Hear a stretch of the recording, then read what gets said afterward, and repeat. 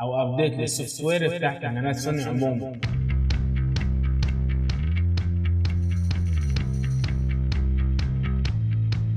مساء الفل، ازيك يا مليونير؟ منك ليه؟ عاملين ايه؟ كويسين؟ فيديو النهارده هنعرف ازاي نعمل سوفت وير ابديت لكاميرات سوني عموما، لكن هنطبق في الفيديو ده على كاميرا السوني ZV-E10. طيب ليه انا المفروض ان انا احدث الكاميرا بتاعتي لاخر فيرجن مثلا او اخر اصدار نازل من الشركه؟ ايه اللي ممكن يديك تحسين في الاداء، عمليه المعالجه سواء للصوره او الفيديو تبقى افضل واحسن، ممكن يضيف لك ميزات جديده في الكاميرا. فتعال نشوف ازاي نعملها سوفت وير ابديت، بس لازم يبقى في كمبيوتر، لاني اللي هتوصلها بالكمبيوتر وتعمل لها ابديت. مفيش نسخه متاحه انك تحطها على الكارت الميموري وتعمل منها ابديت، دي مش متاحه حاليا.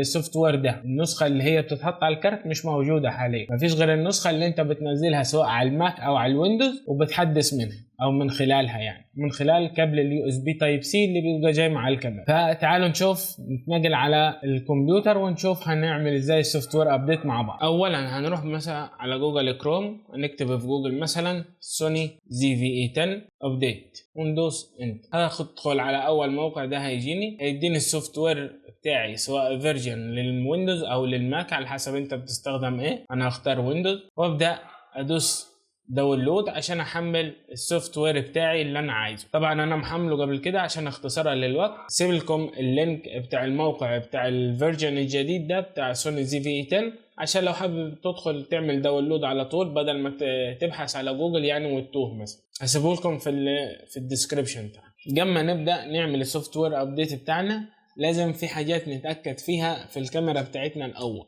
هنشغل الكاميرا كده، ندوس على زرار المنيو ونروح على علامة الشنطة دي آخر حاجة، ونروح على آخر حاجة في القائمة ونختار فيرجن عشان نتأكد من الإصدار أو السوفت وير اللي احنا شغالين بيه الحالي. السوفت وير اللي شغالين بيه الحالي 2.01، فكده أنا اللي هحدث ليه 2.02. لو أنت الفيرجن عندك 2.02 يبقى مش هتحتاج للتحديث. بعد ما تأكدنا من الفيرجن بتاعنا قبل ما نعمل سوفت وير أبديت، أدوس أوكي وأرجع على القائمة الثالثة واختار USB كونكشن، ولازم تبقى معلم أو مفعل الماس ستورج عشان ينقل يعني ستورج كبيرة او ياخد حريته في نقل المعلومات للكاميرا. ندوس ماس ستورج كده، نرجع زي ما كنا ونبدأ نشغل الابديت على الكمبيوتر ونشوف هيقول لنا. انا حاطط اهو الابديت، حاطه على سطح المكتب. دوس دبل كليك عليه استناه يفتح. هنا بيقول لي كونكت ذا كاميرا اند ذا كمبيوتر، يبقى هفتح الباب اللي في الجنب بتاع الكاميرا ده واوصل USB تايب سي في المكان بتاعه وابدا اوصلها الطرف الثاني بالكمبيوتر بالشكل ده واعمل لها تيرن اون، شغل المفتاح بتاعها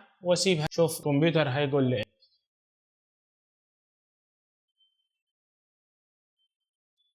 بعد كده هدوس نيكست، بيقول لي تشيك ذا فيرجن. انا جايب لي هنا الفيرجن القديم او كرنت فيرجن اللي هو الفيرجن الحالي اللي شغاله بالكاميرا 2.01. الفيرجن فور افتر ذا ابديت 2.02 وهو ده اللي انا محتاجه. هختار نيكست برضه. هنا بيبدا الكمبيوتر يعمل ريسيت للكاميرا وهتبدا تطفي وتشتغل تاني مع نفسها، فانت ما تقلقش وسيبه يخلص براحته. انت هنا ما تعملش اي حاجه، سيبه لحد ما هو يخلص ويعمل اللي هو عايزه. هنا بيعمل ران ذا ابديت، هنا بدا يعمل الابديت بتاعك على الكاميرا. اهم حاجه هو بيعمل ران ذا ابديت، انت اهم حاجه ما تفصلش الكابل بتاع الكاميرا اللي موصل الكاميرا بالكمبيوتر، لا تفصله ولا تحركه ولا تحاول تهزها خالص. وتخلي اهم حاجه نسيت اقول لكم عليها ان بطاريه الكاميرا تبقى مشحونه 100% عشان ما ينفعش تفصل البطاريه وهي بتعمل ابديت عشان ما يحصلش معاك مشاكل في الكاميرا. ما ينفعش لا قدر الله النور يقطع، لازم تختار وقت تكون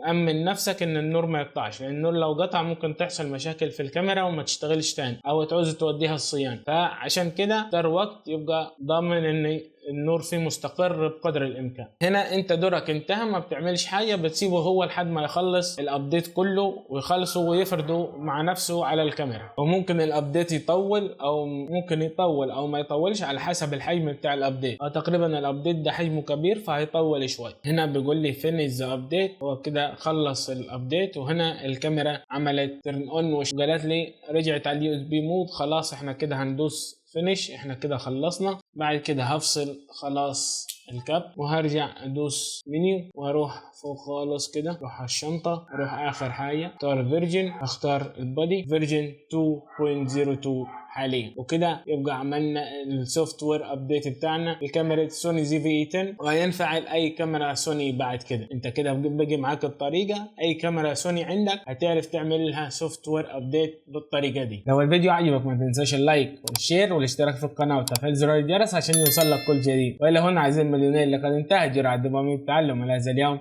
انتظركم في جرعه اخرى، الى اللقاء.